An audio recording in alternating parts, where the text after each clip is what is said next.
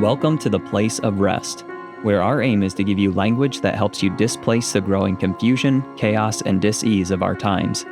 My name is Jonathan Boyce, and it's my pleasure to bring to you today's episode. Virginia and returning guest and keynote speaker for the first annual Rest and Recover America Gala, Hedieh Mirahmadi Falco, discuss finding truth in the context of her story. We hope you enjoy today's conversation. Hedieh, thank you for joining us again. My pleasure. Since we last spoke, your book is out, and Jonathan's going to be putting a link for that again for our listening audience. Awesome. Thank you. Extraordinary. It's phenomenal. We wanted to have you back because during these next weeks or the following weeks, we are going to be focusing on what it's going to take to step into rest and recover America, reminding ourselves that even the strong grow weary, but those who are able to, in spite of the fight, step into this place of rest, relational, emotional, and spiritual truth, that their strength will be renewed by virtue of just pursuing the truth of a matter. That's the spine of our work. And we spend a lot of time helping people understand the implications of that. And we have data. We have a data-driven, evidence-based program. We have a lot of biometrics and a lot of non-invasive but integrative modalities that we use to defend our position, if you will, and to persuade people that healing is so accessible, right? But we've chosen you because you're going to be our keynote speaker at our first annual Rest and Recover America event. And we picked you out of several other formidable people because I think your message is so relevant. So I wondered if you could give us a bird's eye view of the history of this incredible state of confusion, chaos, and dis-ease that our nation finds ourselves in. Specifically and particularly, we're seeing what's happening in Europe with this conversation, this national conversation about Islam and Christianity. Now, the brutality of the conflict is coming front and center. But this isn't to discuss anything that we're against. I just want to preface this for our listening audience. We want to remind everyone that it's what we're for, and that is anything that extends life. And what extends life is always the truth of a matter. But you have an unusual upfront seat in this conversation just because you come from that region of the world, from the Middle East, and then you're involved in the highest levels of government.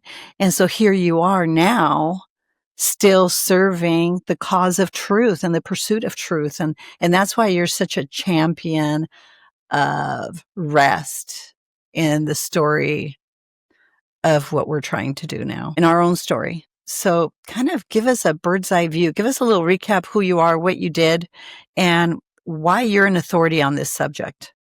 I consider you an authority on this subject.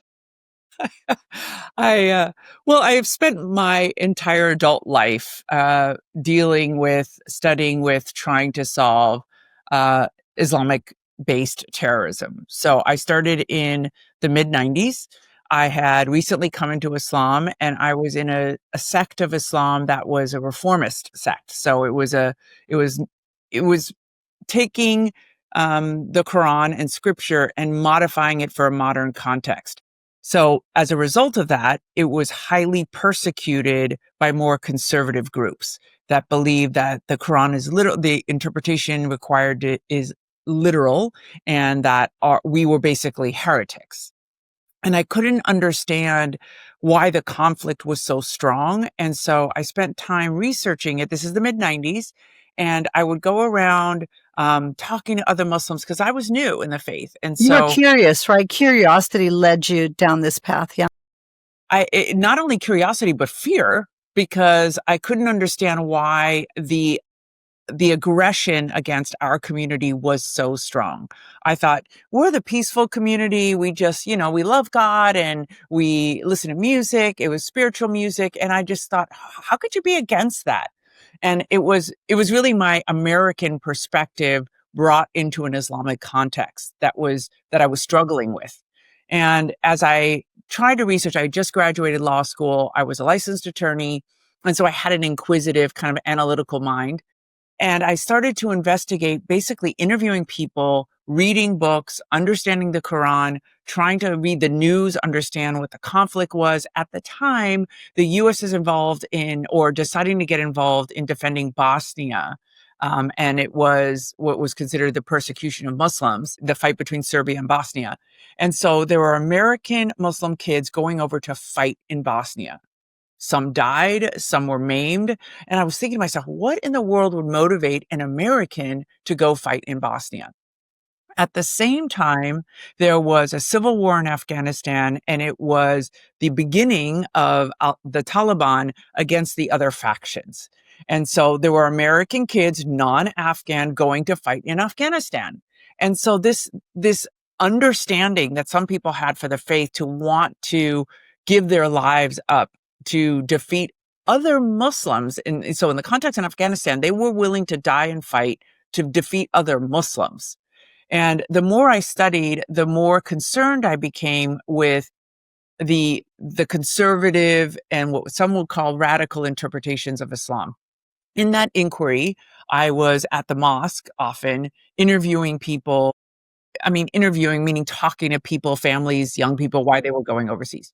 And in that process, I came across two FBI agents who were identifying this mosque because bin Laden's number one fundraiser, Ayman al-Zawahiri, was fundraising at this mosque.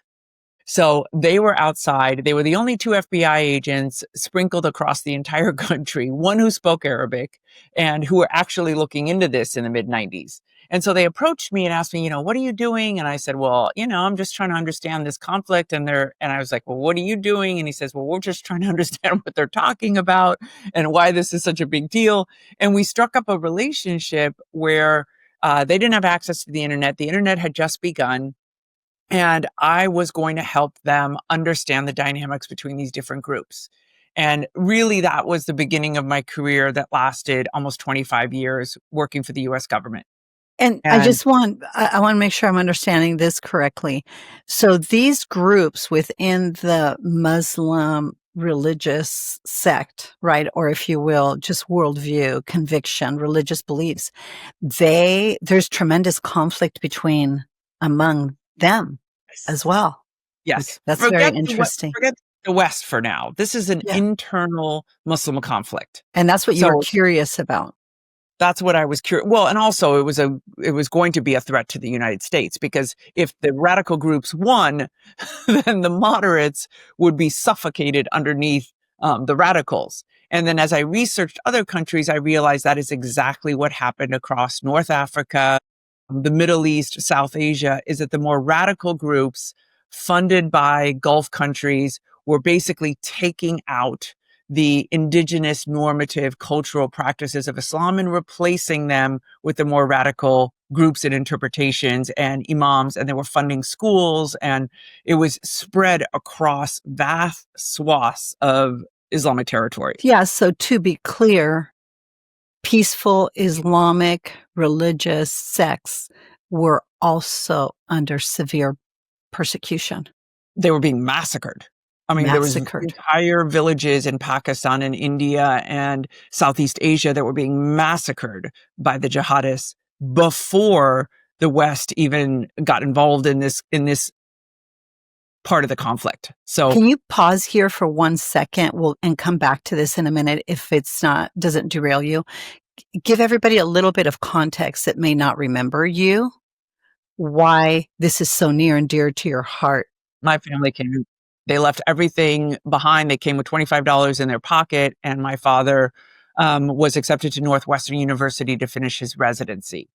And when he finished his residency, actually, he had the opportunity to go back and visit Iran. The Queen asked him to come and stay and serve in the royal medical team, and he refused. And he said, no, I'm going back to the States. So he was a very strong patriot. That's actually where the intersection of my newfound faith and my patriotism came in. So I had this keen sense of wanting to defend America, the land of opportunity, the land that my parents immigrated to and loved dearly. And this newfound faith where some people are extremely violent and are doing things that are very destructive. And here I am in this kind of like mystical sect thinking, why in the world do these extremists want to destroy not only our community, but also eventually the West? Wow. So that's my context. And I eventually moved to DC and continue my fight against extremism. That was my focus. In 1998, I was part of a very large conference that was basically highlighting moderate Islam. We have the Kenya and Tanzania bombings, and it was made, worldwide news. So CNN covers our conference. And in that process, it was interesting because we had hosted President Moskadov, who was a president of Chechnya before Chechnya was basically decimated by Russia. And he was warning the United States about the onslaught of bin Laden and that he was carrying these suitcase nukes and he was recruiting across the territory of Chechnya to eventually attack the United States. This is 1998. And so we went around, me and some of my colleagues, speaking about this, and we actually ended up banned from the State Department for what they described as a specter bazaar. That's what the news had covered it is that we were these alarmists, these weirdos that had come out of nowhere claiming that bin Laden was going to attack the United States. Fast forward to 9/11, I become the cool kid because I was talking about this before it was even acceptable to talk about it. And so that catapulted my career into serving, under 5 presidential administrations, everything from serving in Afghanistan to traveling overseas. I was a contractor. I was a federal contractor. So I went wherever basically the money and the opportunity was. Unbelievable.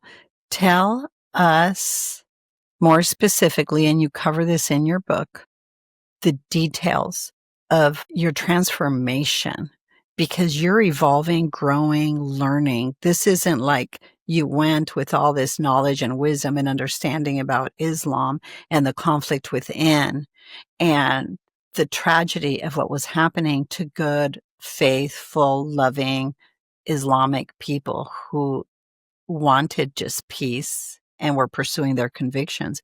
You really exposed the conflict within, or you began to really learn about that. Tell us about what was happening in your personal life during this, because you talk about even the strong grow weary. You are a woman of substance. You are fearless. I've seen you. To know you and to be in your presence for 30 minutes, you are no wimp. But as you became confronted with the truth of the matter and the depth and the breadth of what was happening, there was a fork in the road and you had to choose which way to go. Mark your calendars for a night of impact at the Rest and Recover America Gala on Thursday, October 9, 2025, at the stunning Villa Tortorella. Join us for an unforgettable evening, a gala celebrating our first responder community and supporting the efforts of Rest and Recover America as they provide life-changing mental health services to first responders. There will be a dinner, special guest speakers, including our keynote speaker, Hedieh Mirahmadi Falco, and a silent auction. Tickets are limited, so don't wait. Secure your spot today at the link in the show notes. Together, with your support, we can directly strengthen and expand our mission to restore well-being and renew capacity to thrive for our first responders. Join us for a night of hope, celebration, and giving back. Get your tickets now. Tell us a little bit about what that looked like. Sure. So spiritually, in Islam, you have no guarantee of salvation. So no matter what you do in this life, you expect to face Allah and at the time of your death, and He will weigh your deeds. And you are hoping that your good deeds outweigh your bad. And I really struggled with that because I practiced Islam with the same fervor in which I did everything. And so I prayed 5 times a day. I kept a ritual washing purity that is obligatory. I was covered from head to toe, and I was very, very disciplined, and yet nobody could promise me salvation. And so that always stuck in my mind, that I don't know where I'm going to spend an eternity. And then juxtapose that to a very difficult career. I was up against men who had, lived and served in the United States, had an entire career in government. I was against other competitors that were at universities and other think tanks that had much more like longevity than I did. And I was constantly struggling for my profession. So I was fighting to get contracts. I was fighting to be better than the others. I wanted to be successful. I traveled every month, at least a week. So it was in and out of suitcases. I had to leave my daughter at home with a nanny or with my parents. And it was, 18-hour days. It was extremely difficult. And it was a very grueling occupation. And as a consequence, so figure spiritually, I'm thinking I'm never going to arrive. And then professionally, I feel like I'm doing the same things over and over again, and I'm not solving the problem. I'm not solving the problem of Islamic terrorism. It's just continuing to grow. It's continuing to metastasize. I'm traveling to 37 countries in a span of 10 years, and I don't see change. And I've spent millions of dollars of the U.S. government. You hear all that stuff about Doge. I was one of those people. And so me and my colleagues are spending millions of dollars to solve problems that we aren't even making a dent in. And Yeah, so it's discouraging. It's extremely discouraging. And then when 2015 hits, there's a rise of ISIS. And ISIS starts to massively recruit in the United States Americans. Again, we're not dealing with American Muslims. They're literally white Americans who within 6 weeks convert, go overseas to Syria to fight jihad and die. And it's happening, dozens and dozens at a time. And I am trying to develop a evidence-based private sector program that would intervene with young people that were subject to radicalization. I built this model. Government pays for it. It's a huge success. I get recruited into the FBI to do it, to scale and replicate this program across the United States.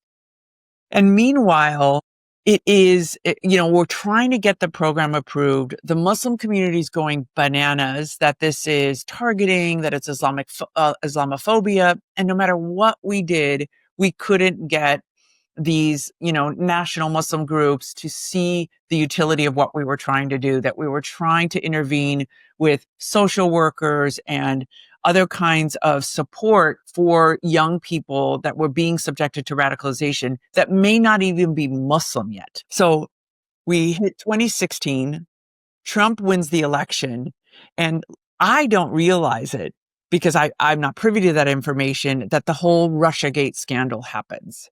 And so everything that's in the Bureau outside of that issue basically shuts down. And so all of this effort to put this program together, the program is just stifled. It's just stopped. And as a consequence, I decided to take my head cover off. I'm tired of wearing my head cover. I'm going to field office after field office. Every other week I'm in a different city. And I just decided I'm just tired of walking in a room being judged by a piece of fabric on my head. And when I took the head cover off, it was as if the religion unraveled because I got so much criticism. People told me I'd burn for an eternity in hellfire.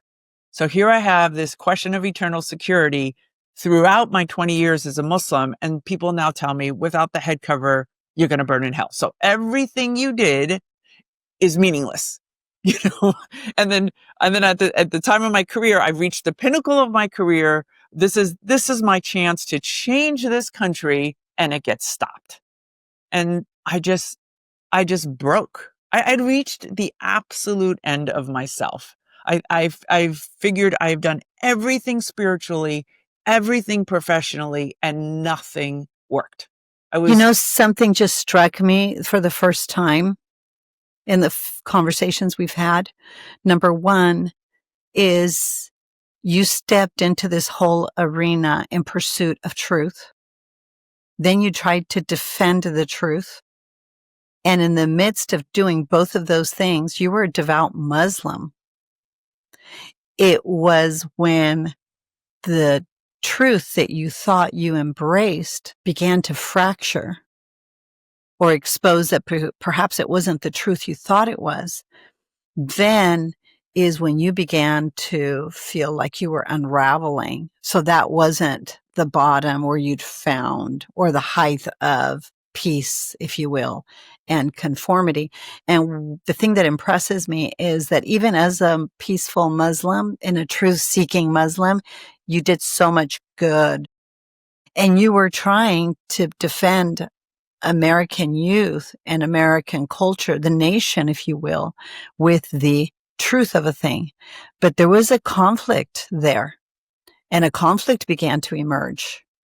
And Yeah. I just wanted to acknowledge why I have so much respect for you, is because you're a truth seeker. And I guess that's something I want to encourage our listening audience to incorporate as a discipline in their life, regardless of where that truth leads. If we can still love and pursue goodness and to bring life to our families, our relationships, our nation, I want everybody to catch the importance of pursuing truth, no matter where it leads, and to still maintain integrity and pursuit of what has to be done when you're confronted with that truth. Anyway, I didn't want to miss that. And I realize why I have so much respect for you right there, right there. That's the No, intersection of it thank all for you. me. I trust you. So I appreciate that. So once I discovered that the religion was no longer truth for me, and my professional career was no longer truth either, because I felt like I was doing the same things over again and never solving a problem. I just left. I said, I'm done. I had reached the end of what I felt I could accomplish, based on who I was spiritually and who I was professionally. Because And there I was left. nothing that was enough, right? Nothing was enough. Nothing worked. Nothing It were wasn't okay. working. So, like, Okay. when you achieve truth, you're like, okay, I can rest now. You're at peace because you're like, this is correct. I'm doing the right thing. But I never got that, not professionally and not personally.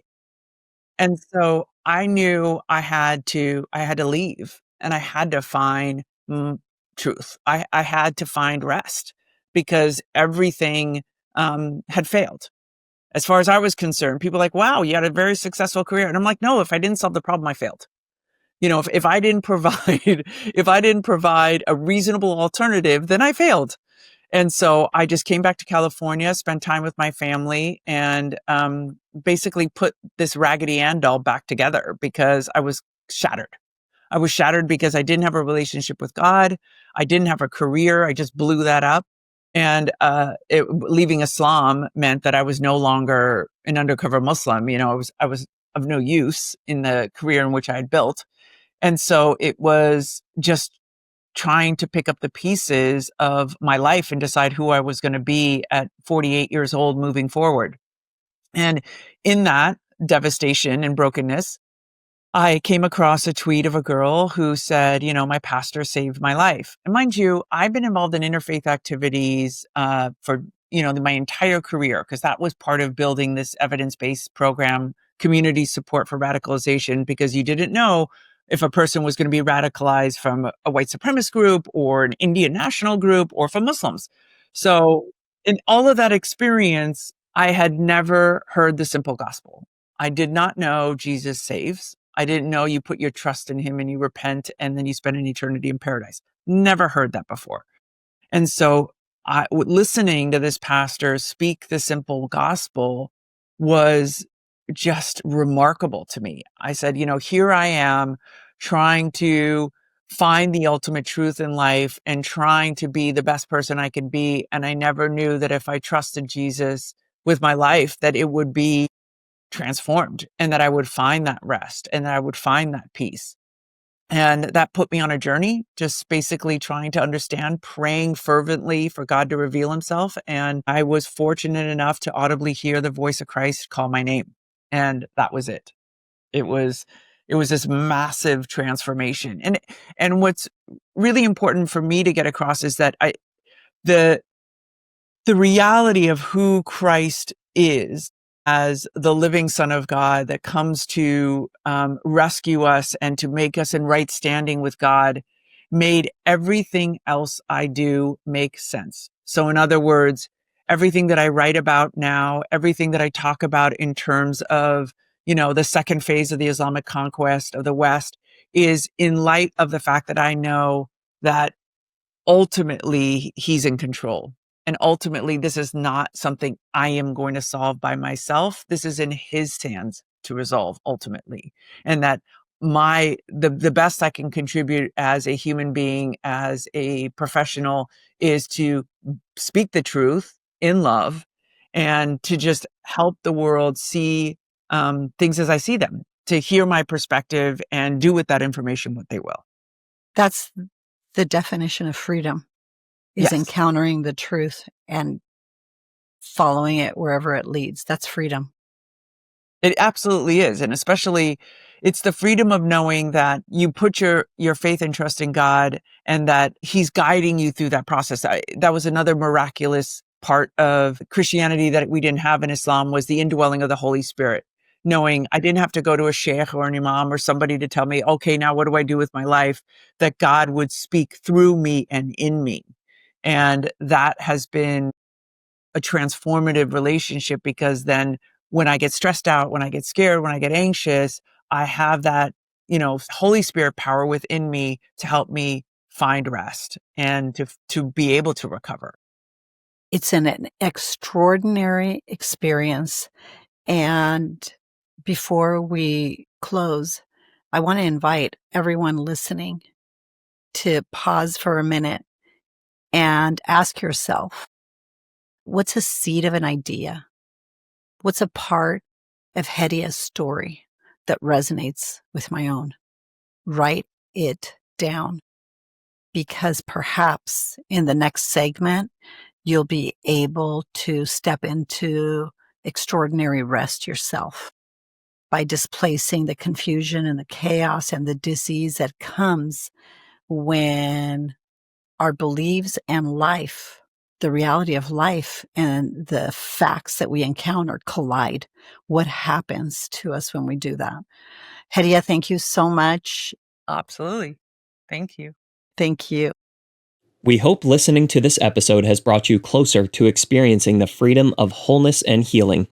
If you have questions or comments about today's episode, or for updates about R.E.S.T, please visit our Instagram or Facebook at The Place of R.E.S.T. If you would like more information about Virginia, or to support and join the cause of R.E.S.T, please go to theplaceofrest.com/donate or call 949-289-5935. Thank you for listening to Rest with Virginia Dixon. We'll see you next week.